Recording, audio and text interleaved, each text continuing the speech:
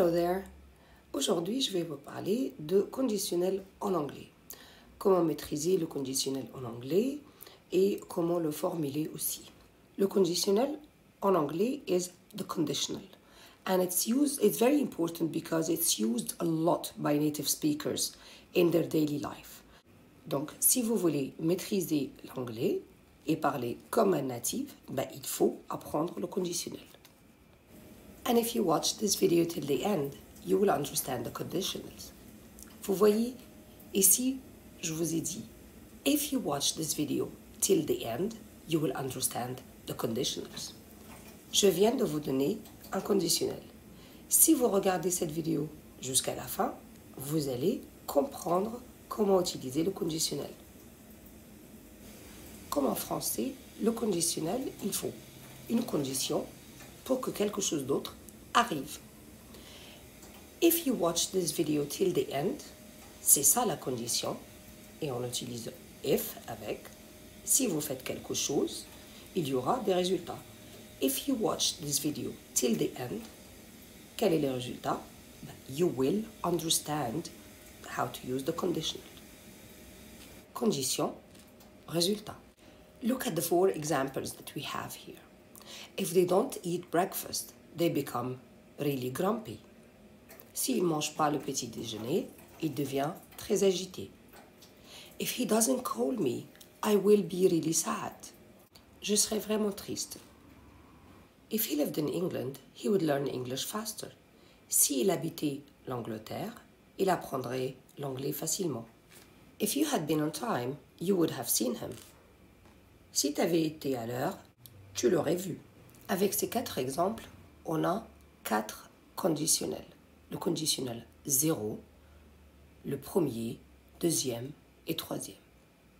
Aujourd'hui, dans cette vidéo, on va parler de conditionnel 0 et conditionnel 1.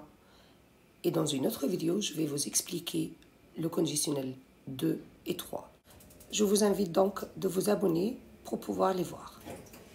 Okay, let's start now by conditional 0. Comme je viens de dire, le conditionnel, on a besoin d'une condition avec if et d'un résultat. Ici, avec le conditionnel 0, comme vous le voyez, on a if plus le présent simple dans la condition et dans les résultats, on a le présent simple. If this happens, this happens. If I have time, I call him for an hour. Et on peut le remplacer par when I have time, I call him for an hour. Si j'ai le temps, je l'appelle pour 1 heure. Quand j'ai le temps, je l'appelle pour 1 heure. Ici, je parle de ce qui se passe en général.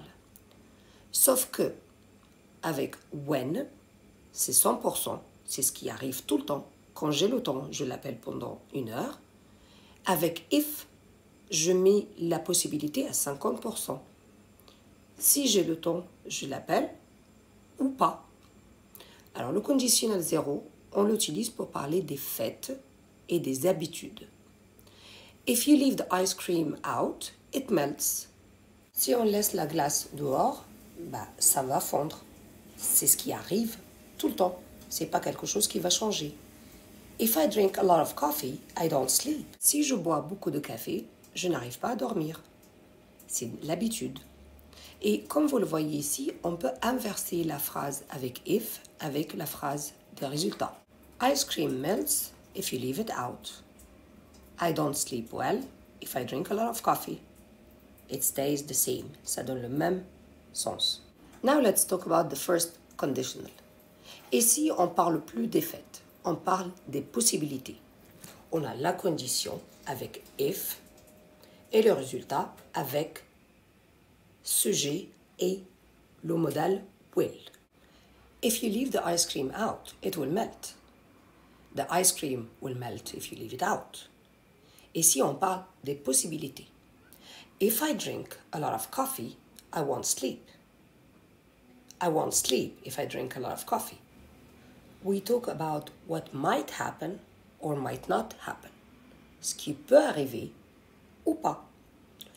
Peut-être, si je bois beaucoup de café, je ne vais pas pouvoir dormir ou pas. If you don't watch this video, you will not understand the conditional. The first conditional, on l'utilise pour faire predictions, warning, suggestions, promises, possibilities. Par exemple, if I get a raise, I will buy a car. Là, c'est des prédictions dans le futur. Si on augmente mon salaire, j'achèterai une voiture. If you don't stop screaming, I will leave. Je te préviens, si tu n'arrêtes pas de hurler, je vais partir. If you really work hard, I will help you.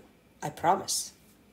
Comme vous le voyez, il n'y a pas beaucoup de différence vraiment entre le conditionnel 0 et le conditionnel 1. Si on dit if the cat goes out, I get worried, and if the cat goes out, I will get worried. Les deux sont corrects. Les deux sont des conditions. Par contre, quand je dis if the cat goes out, I get worried, c'est ce qui arrive tout le temps. Si mon chat sort, je m'inquiète. Alors que if the cat goes out, I will get worried, c'est dans cette situation. Si le chat sort, je vais m'inquiéter. C'est le sens qui change ici. Dans le deuxième exemple, if you don't put the milk in the fridge, it goes bad. Si vous ne mettez pas le lait dans le frigo, ça va tourner. On peut utiliser cette phrase avec, par exemple, un enfant qui ne sait pas la différence pour lui informer que si on ne met pas le lait dans le frigo, ben ça tourne. Par contre, si vous voulez prévenir quelqu'un, lui dire attention, if you don't put the milk in the fridge, it will go bad. Attention, it's a warning. If he goes out, I get really sad. If he goes out, I will get sad. Le sens est différent. S'il sort, je suis triste. S'il sort cette fois-ci, je serai vraiment triste. Et voilà pour le conditionnel 0 et le conditionnel 1. And remember, keep up the good work. Bye guys!